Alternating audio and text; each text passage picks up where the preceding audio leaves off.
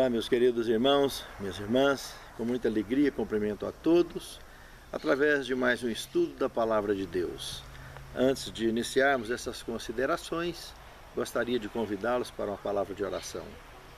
Senhor Deus, muito obrigado por mais essa oportunidade de abrirmos a Tua Palavra e juntos podermos refletirmos, meditarmos e principalmente ter a Tua bênção através do Teu Santo Espírito, que neste momento te suplicamos, para que possamos crescer em nossa fé e naquele grande dia podemos te abraçar de volta à eternidade. Suplicamos-te essas bênçãos agradecidos, em nome de Jesus. Amém. Eventos finais. O verso principal, Mateus 23, verso 12. Quem a si mesmo se exaltar, será humilhado. E quem a si mesmo se humilhar, será exaltado. Interessante. Uma das principais bases para a vitória é a humildade. Até no uso da força ou poder é a humildade. É uma das principais bases. Sem essa, a derrota é certa. Pode ter certeza. Segundo tema, guias cegos. Diríamos que, ao estudar Mateus capítulo 23, aqui iniciamos uma prévia do sermão profético. E uma prévia pesada.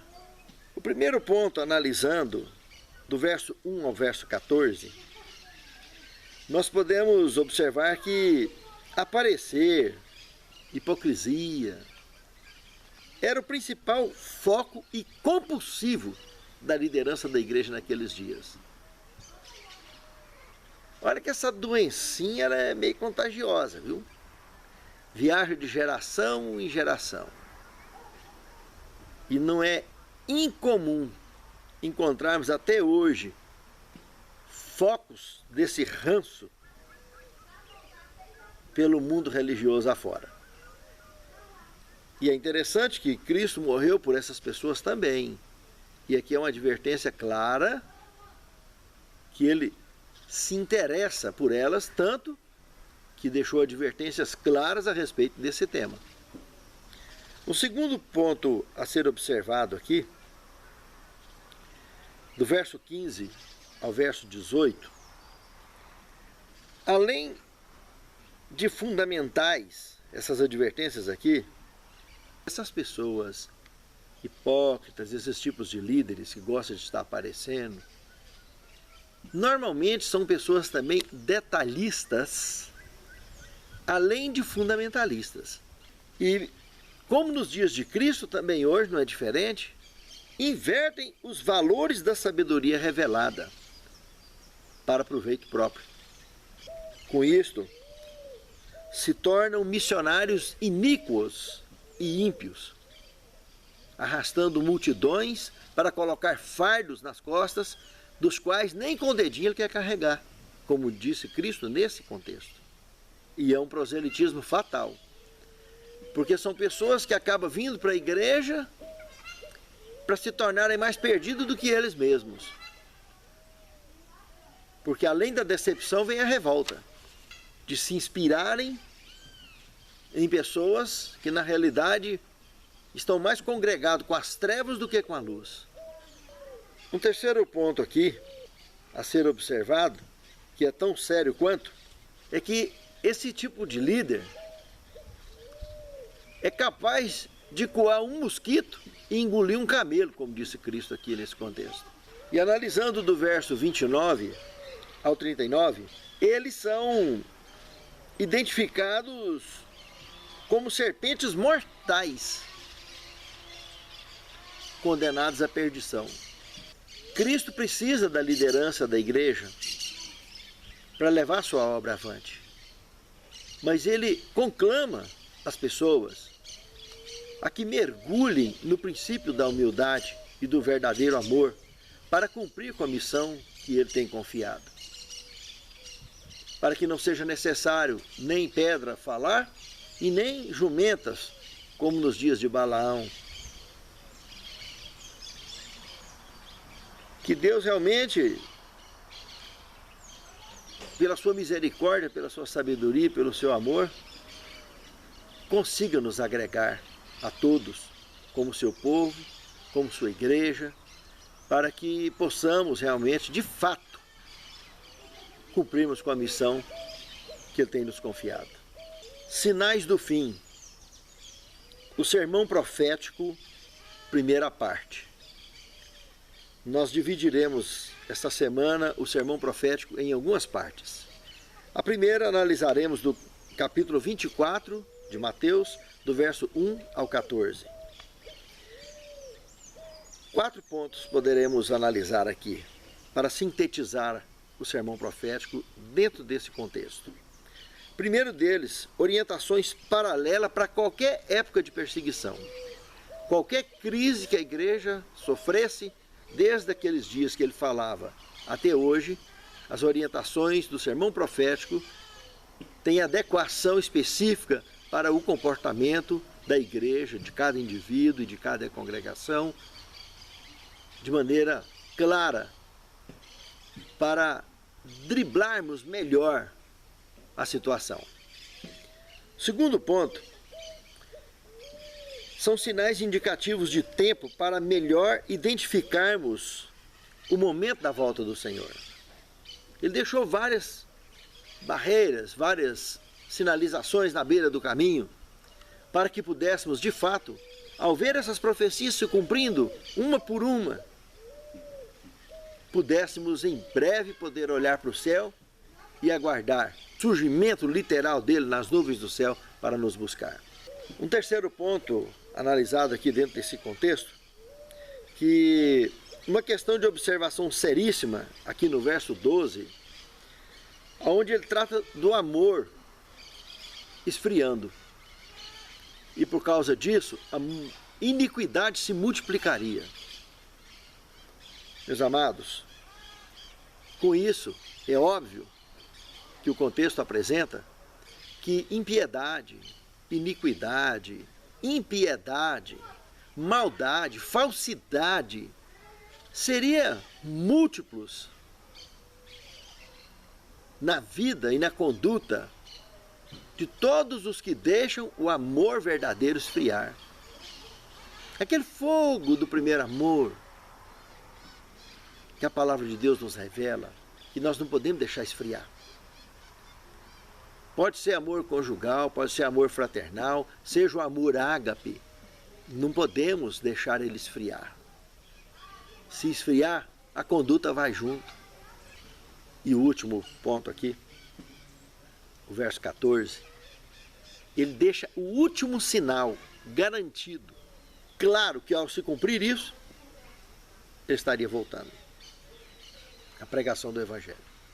E esse Evangelho do Reino será pregado em testemunha a todas as gentes, para ninguém falar que não viu, que não sabia. Aí então virá o fim. Então, não precisa preocupar com muita coisa. Você sabe disso. O Evangelho já atingiu o planeta todo.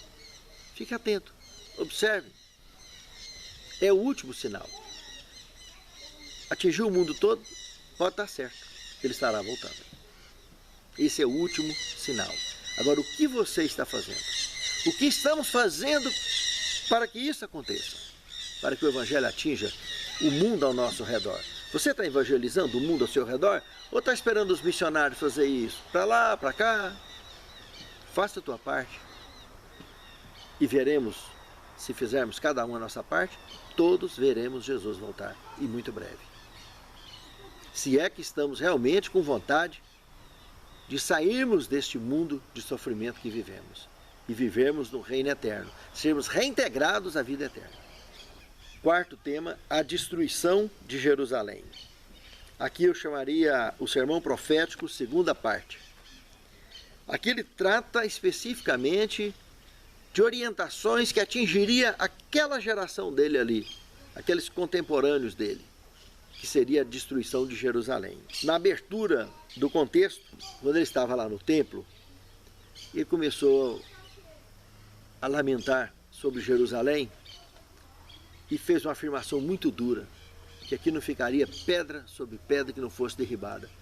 E depois ele estava lá no Monte das Oliveiras, 1.100 metros de distância, ali do templo, quando os discípulos lá não quis perguntar para ele, lá no templo, mas lá se achegaram nele e perguntaram: Senhor, mas dízimos?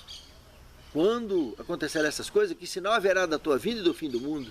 Eles já entenderam que se o templo fosse destruído, não fosse ficar pedra sobre pedra, que então o mundo ia acabar, se a casa de Deus fosse destruída.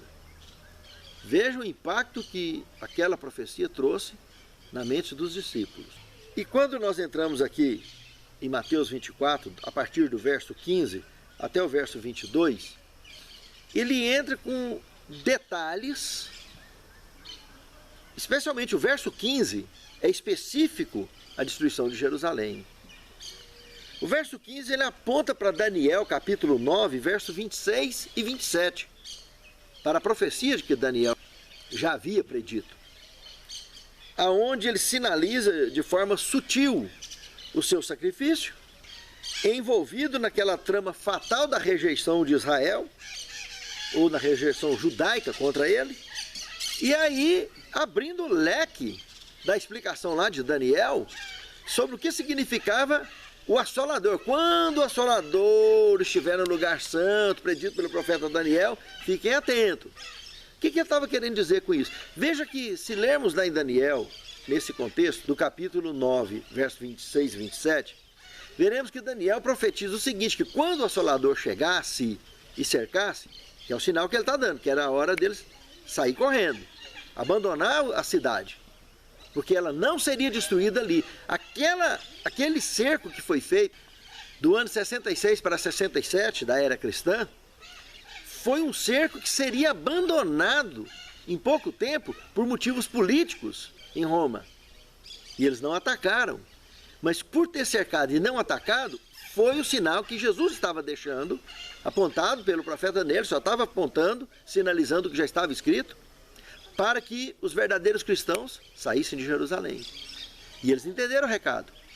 Do ano 66 para 67, os que estavam vivos dessa geração aqui, que estavam ligados nessa profecia, saíram todos. Mas interessante que os judeus radicais, que não aceitaram a Cristo, não saíram. Muito pelo contrário, quando eles perceberam que os soldados abandonaram aquele cerco, eles foram atrás daquela guarnição do Império Romano, quase que dizimou com ela. Foi o suficiente deles guardarem ira, do Império Romano guardar a ira, para que no ano 70 viesse, mas não achou nenhum cristão lá dentro mais. E destruiu tudo, não ficou pedra sobre pedra. A profecia cumpriu à risca que Cristo tratou sobre a destruição de Jerusalém. 3 anos e meio antes, ela foi cercada e não destruída. Foi abandonado o cerco, era o sinal para eles saírem. Esses 3 anos e meio foi o ministério de Cristo, aconteceu na destruição de Jerusalém, teve entre a destruição das Bíblias na Inquisição e o fim da Inquisição em 1798, e fica na manga da camisa para a última perseguição também. Esses 3 anos e meio, mas só para a gente prestar atenção, porque tem um bocado de contexto ligado a isso, dentro da profecia e dentro da escatologia. Mas no ano 70, a liderança que não quis ouvir as profecias, que preferiram continuar no caminho da hipocrisia, do fundamentalismo, do paganismo, não aceitaram levar adiante a obra de cristianismo implantada por João com o batismo cristão. Ali complicou tudo. Não escapou ninguém. Praticaram até o canibalismo lá dentro durante o cerco do ano 70. E aí Jerusalém foi destruída. E quando foi reconstruída, se chamou de Aélia Capitolina, nome romano, nome grego. E os judeus, por muitos anos, foram proibidos de entrar dentro dela. Veja que situação trágica que eles enfrentaram. Do verso 15 ao 22, um terceiro ponto aqui, que todas as fugas, todas as perseguições que acontecessem, deveriam ser observadas de forma sempre equilibrada. Quando Jesus falou, cuidado para que a vossa fuga não caia nem no inverno e nem no sábado. No sábado, não pode fazer isso, não pode fazer aquilo. Vamos esperar dar o pôr do sol para sair. Vai pegar fogo na casa toda. O fanático cai de cheia. E se for por preguiça, inverno, sono, não, vamos dormir um pouquinho, vamos para a igreja hoje, não. Fica ligado. Tanto o extremo quanto o outro é fatal. Sede simples como as pombas e astuto como as serpentes. São orientações sagradas. Todas as orientações aqui servem para todas as perseguições. E está sempre atento, está sempre um passo à frente, acompanhando a profecia. Quinto tema, a segunda vinda de Cristo. Aqui é o sermão profético, a terceira parte. Analisando o capítulo 24, do verso 23 até o verso 35, observamos aqui então, a partir do verso 23, o seguinte: orientações aos personagens da última perseguição. É o que ele começa a tratar aqui, já de cara, no verso 23.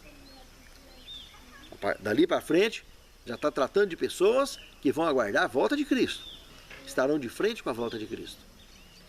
Segundo ponto, cuidado com os falsos líderes, com os falsos cristãos, com os falsos profetas, com as falsas mensagens, com as falsas religiões. Terceiro ponto, cuidado com as falsas interpretações. Não abra mão disso, hora nenhuma. Que caia 1000 à sua direita, 1000 à sua esquerda, não abra mão de ser o escolhido. Um quinto ponto, no desfecho do conflito, vai aparecer a nuvem na direção do Oriente, da onde Cristo se manifestará, para nos recolher. E sexto ponto, a figueira e seus brotos. É uma advertência clara para a nossa conectividade com a palavra de Deus o tempo todo. Está atento.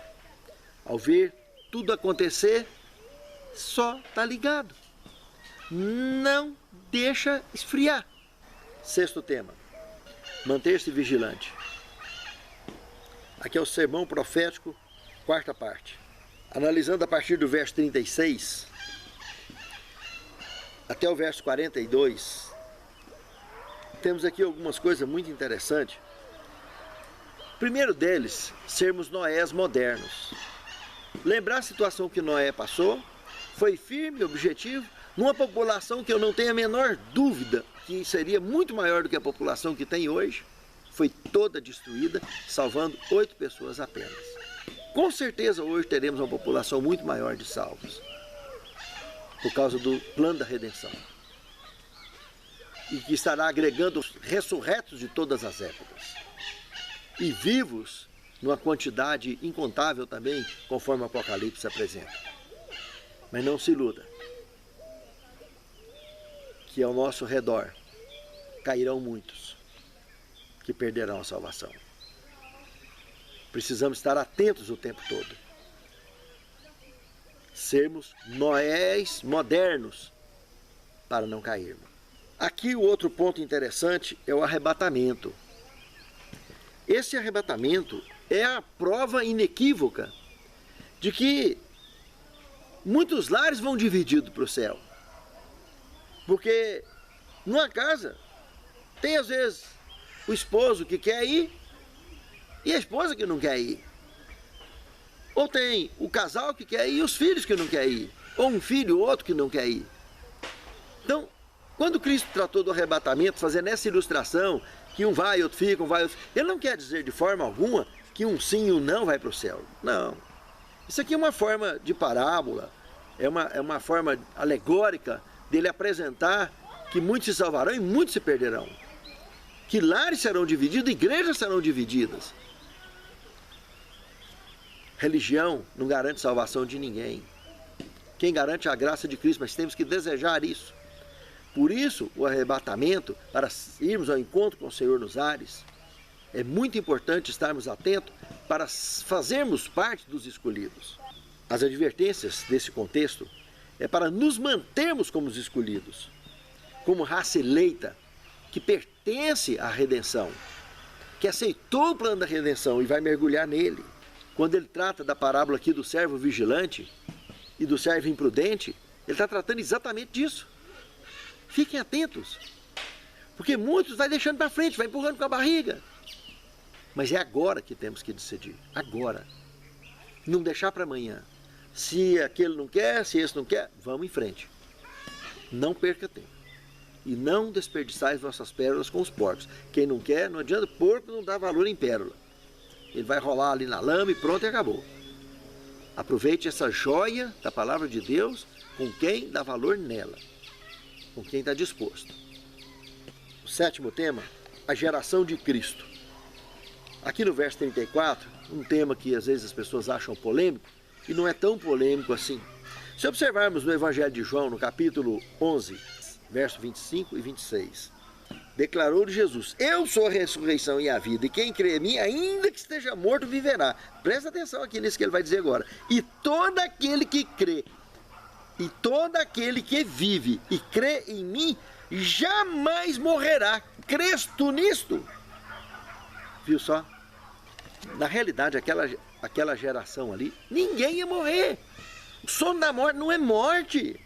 Lázaro, nosso amigo, dorme, não foi o que ele disse no verso 11?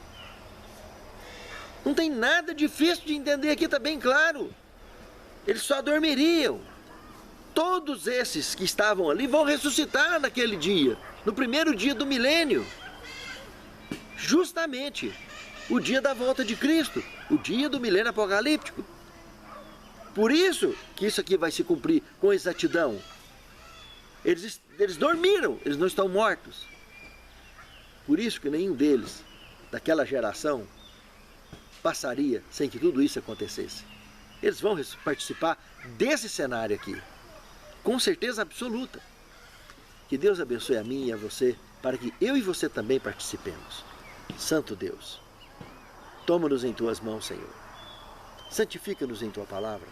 Fortaleça a nossa fé e capacita-nos a Te servir em espírito e em verdade. Que naquele grande dia possamos ser contados entre os salvos. Dirija-nos, guarda-nos, nos abençoe. É o que Te suplicamos, com perdão de nossos pecados. Em nome de Jesus. Amém, Senhor. Para a honra e glória de Deus, eu vou convidar minha filha Aline para cantar este hino.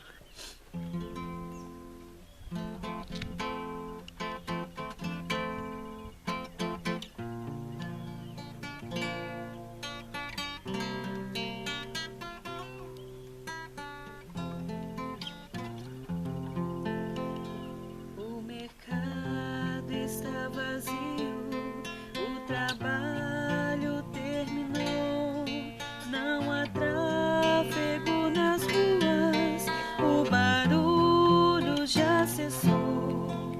Os ceifeiros lá no campo já deixaram seu labor.